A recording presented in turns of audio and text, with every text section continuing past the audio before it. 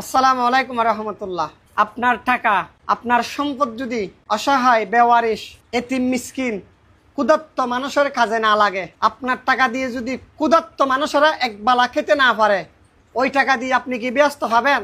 আজকের ভিডিওটি যারা দেখতে পাচ্ছেন সবাইকে অনুরোধ করব, এত পরিমাণ ভিডিওটি শেয়ার করবেন। আপনার শেয়ারের মাধ্যমে আমার আশ্রমে আশ্রয় থাকা ৬০ জনের অধিক নিঃসন্তান, নির্যাতিত, প্রতিবন্ধী বৃদ্ধ মা বাবারা যেন কালকে মাছ এবং মাংস দিয়ে ভাত খেতে পারে, ওই ব্যবস্থাটা আপনারা করে দিবেন। আর আমাদের বেওয়ারিশ মানব সেবা বৃদ্ধাশ্রম ফেসবুক পেজটি আপনারা ফলো করবেন।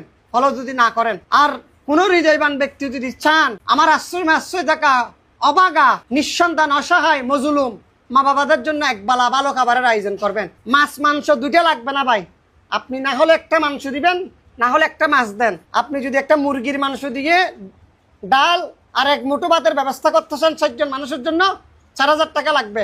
না হলে এক টুকরা মাছ, এক মুঠো ভাত, একটু ডাল যদি আপনি ব্যবস্থা করতে চান ৬০ জনের অধিক মানুষের জন্য, ৪,০০০ টাকা লাগবে। আমার প্রবাসী ভাইরা প্রবাসে আছেন, অনেকে কলিজের টুকরো জনম দুঃখিনী মাকে হারিয়ে ফেলছেন, অন্ধকার কবরে শুয়ে আছে, মার কথা মনে পড়ে, বাবার কথা মনে পড়ে, চাইলেও দূর প্রবাস থেকে জনম দুঃখিনী মার জন্য, বাবার জন্য কিছু করতে পারতেছেন না।